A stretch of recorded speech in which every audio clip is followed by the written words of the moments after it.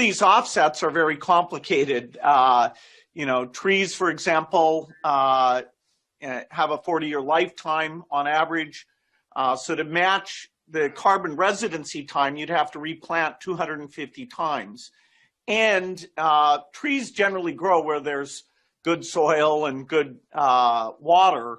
And so the number of places where you can do those 250 plantings is very, very small. So, you know, over time, the understanding and the quality of these efforts will go up.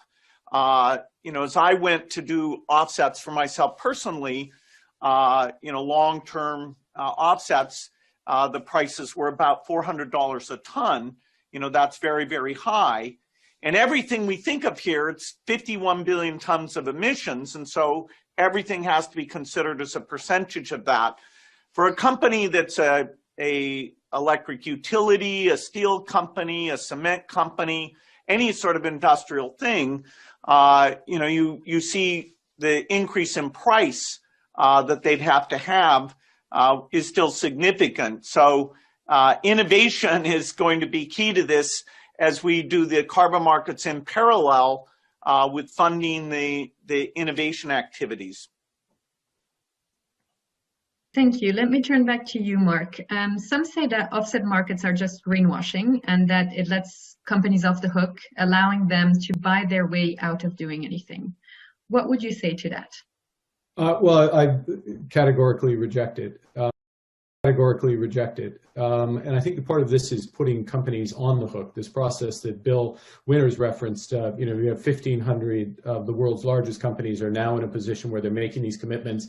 All of a sudden, once you're in making those commitments and participating in the type of offset market that this report recommends, it's not just a commitment. It's a commitment which has a net zero plan, which is rooted in science-based targets, if those are available for your sector. And as those watching will know, that is spreading across the sector. So not just a plan, not something you've written on the back of a napkin, one rooted in science-based target.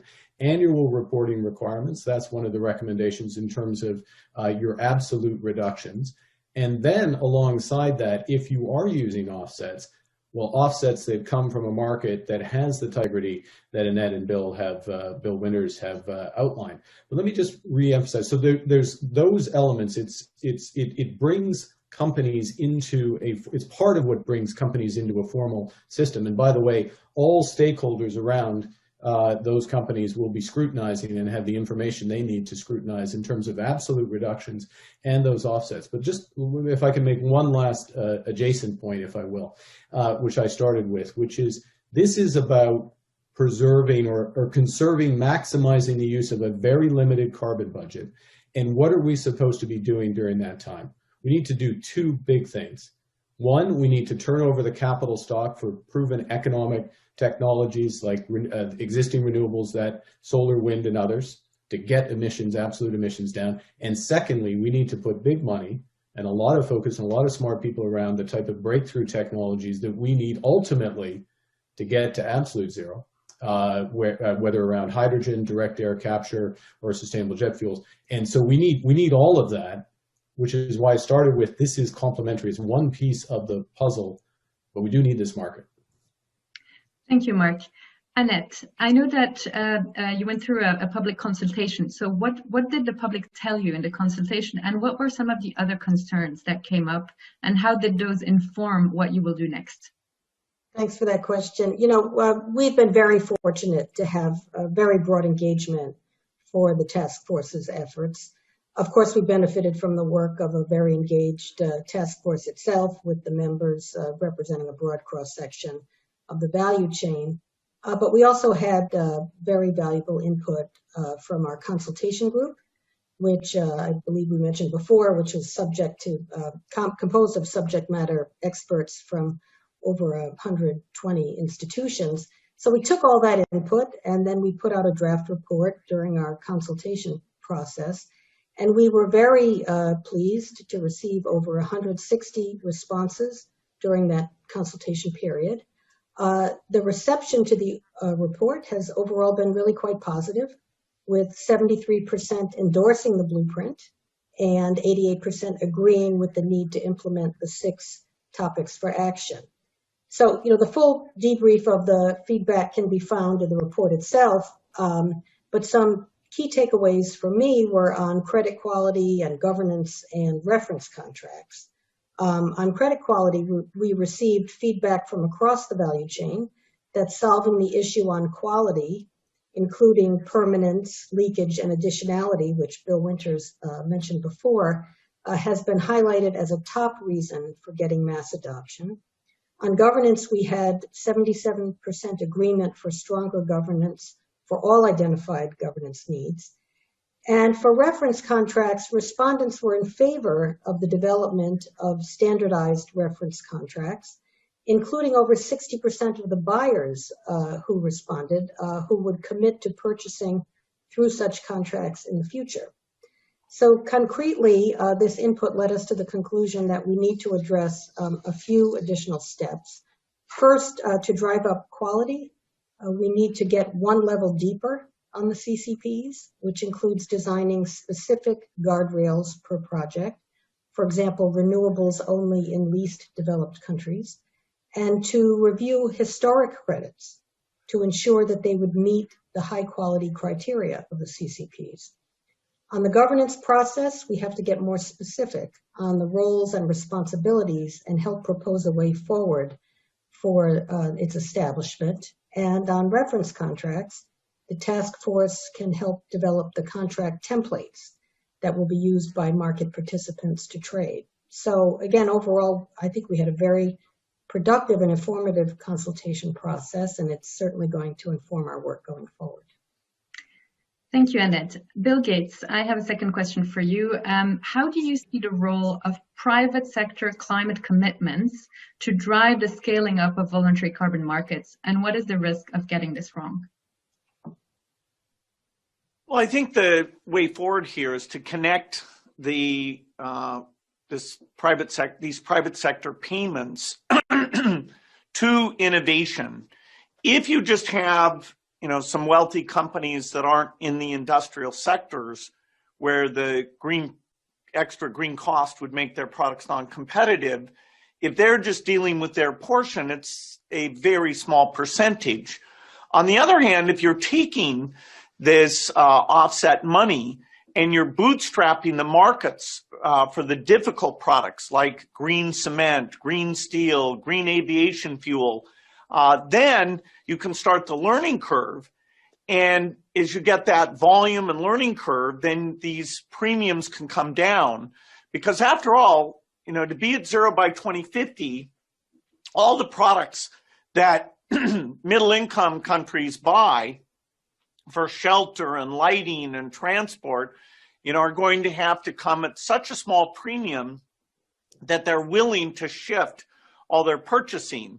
And so taking the lesson from solar energy, where country policies drove up those volumes and the prices came down, and now shifting that to the hard areas, including industrial and things like green hydrogen, if we can take this money and start those learning curves, and so we're driving up the volume and causing success and more innovation to get those premiums down, then I see these voluntary carbon markets and the acceleration of innovation through the marketplace as really coming together and giving us that chance of getting to zero. Thank you. Last question to you, Bill Winters, before we turn to questions from the audience. What are the next steps, and how will the task force strive for fairer representation?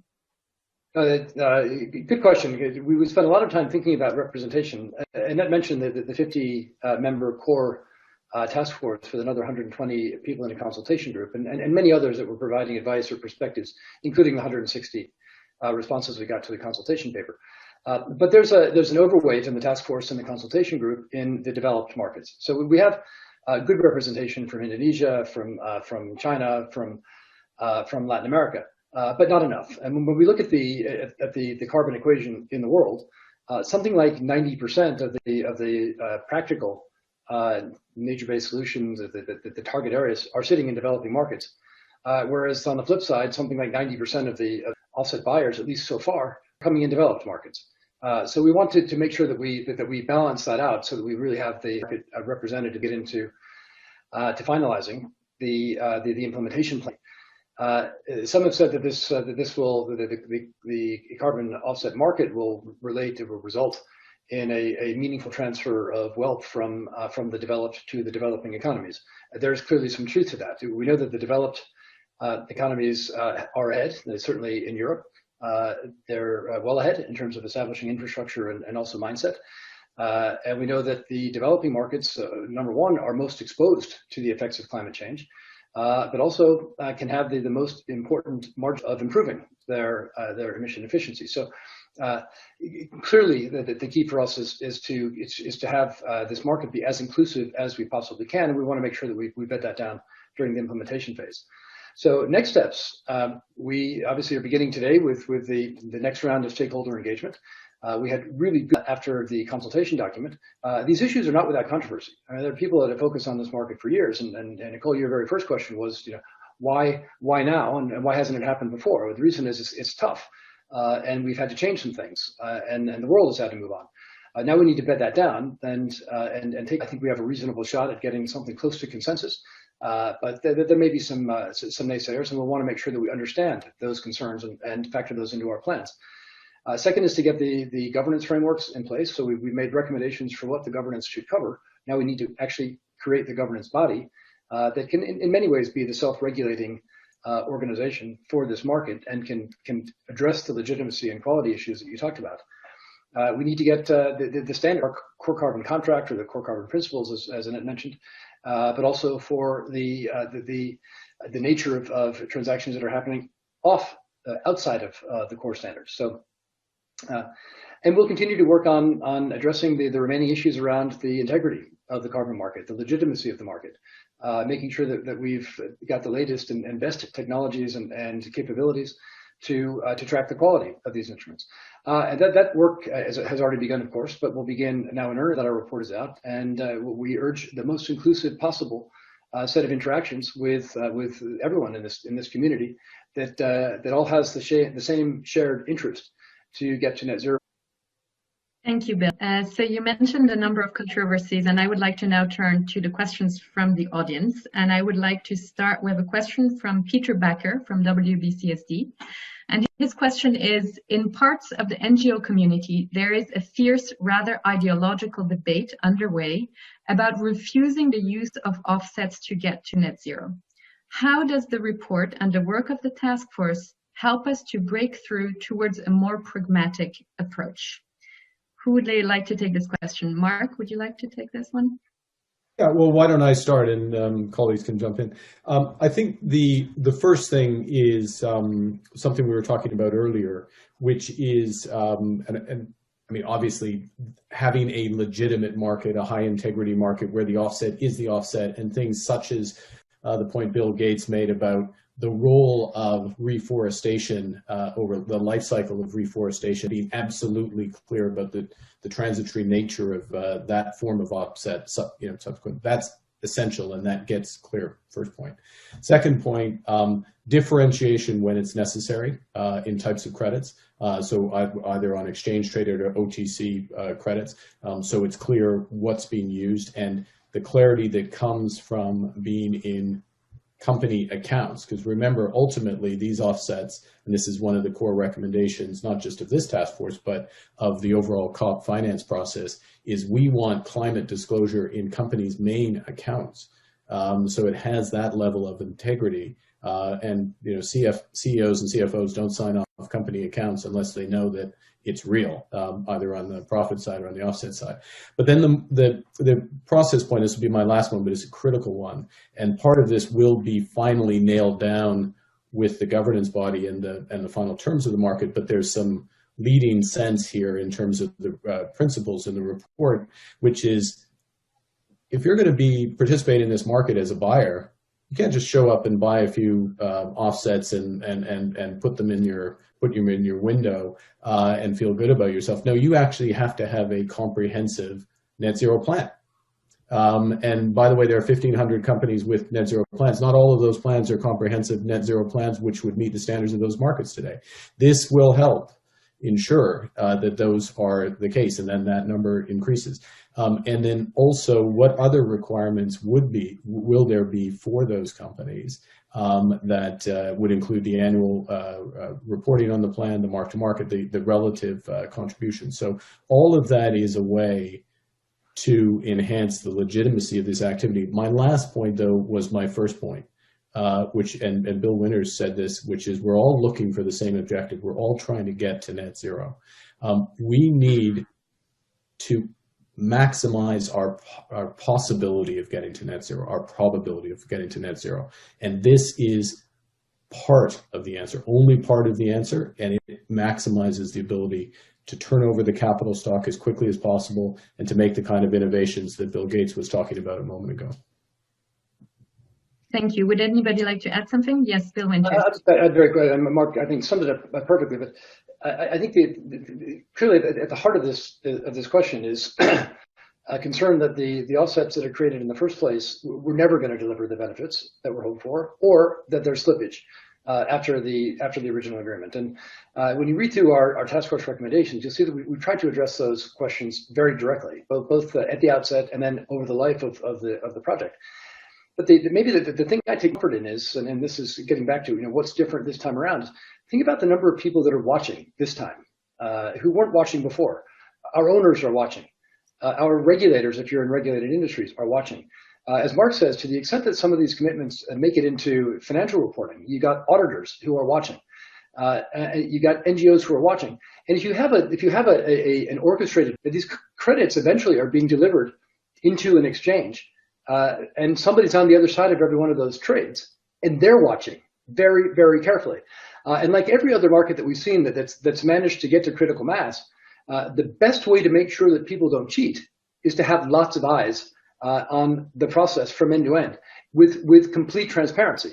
So at the very heart of our recommendations is finding ways to make that transparency very evident at every stage of the process. And I think if we get that, the confidence that these credits are legitimate, not just now, but through the life of the projects, will soar.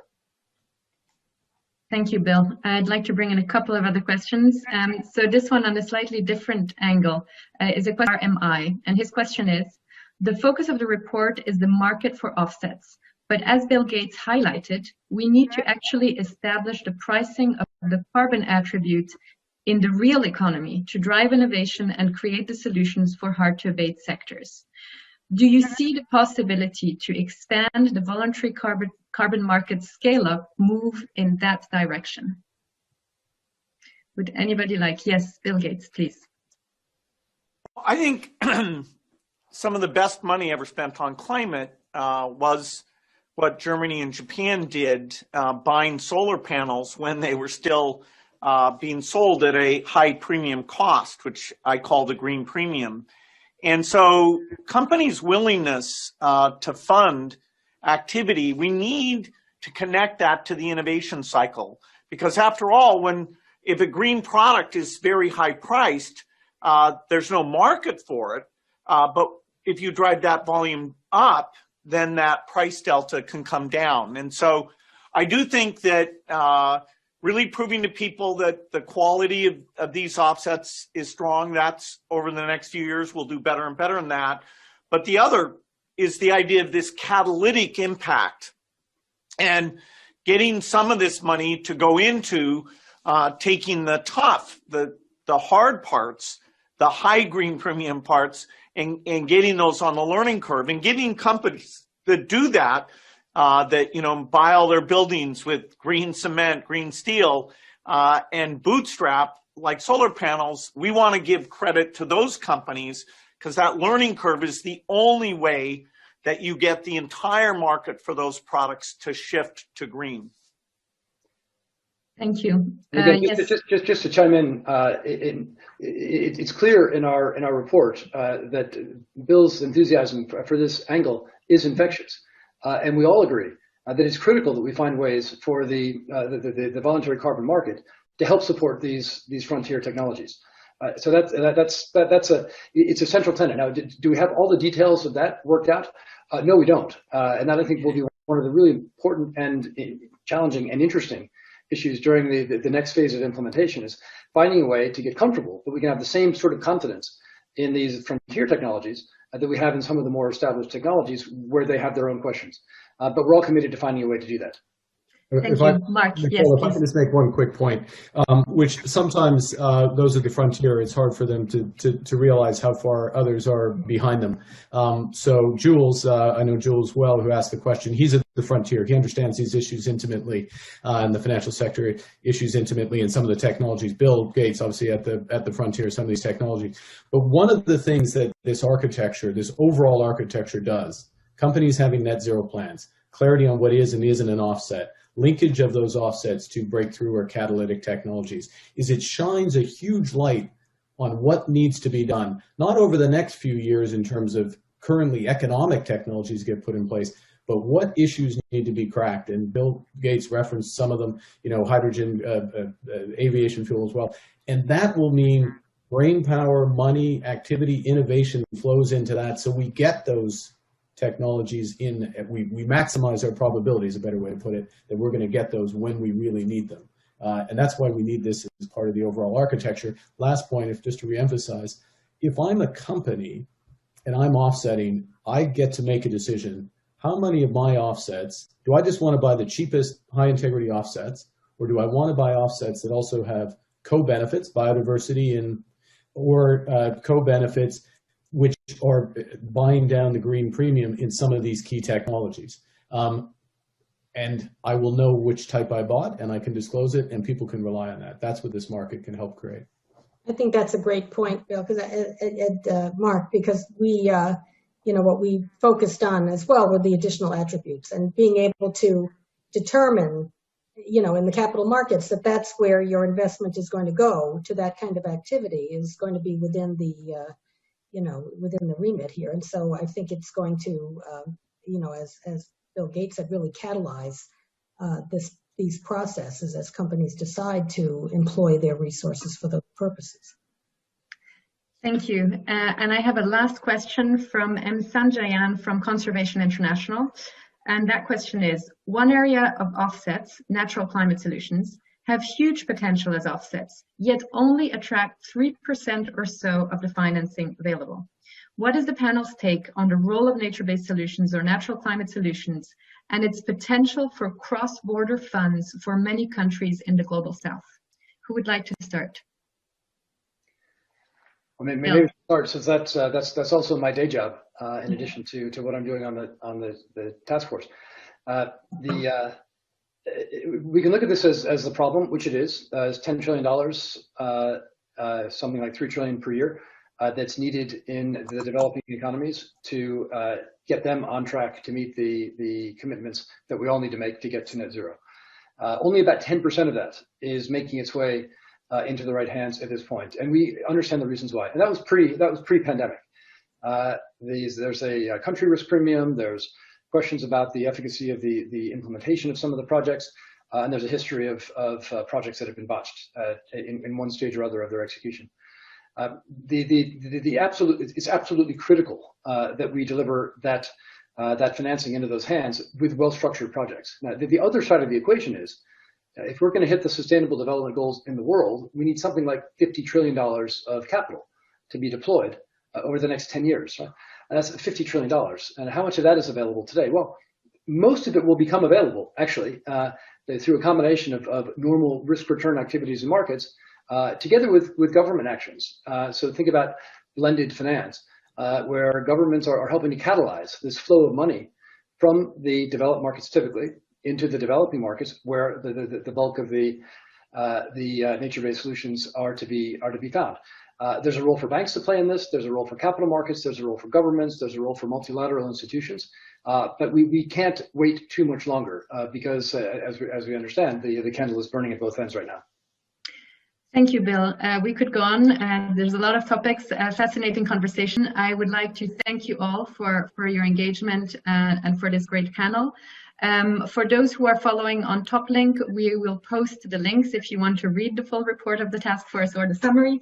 And I also want to highlight that as a follow-up to the task force report, the World Economic Forum has issued a report looking at the critical role of nature to deliver on net zero, and that we will be working to ensure high integrity, high quality nature-based, which is a critical part of what we talked about today. So thank you all. You can find the recording of the session on the World Economic Forum website, and I look forward to this task force really gaining momentum and traction, and with all the wonderful recommendations that you laid out. Thank you. Thank you, Nicole. Thank you, everyone.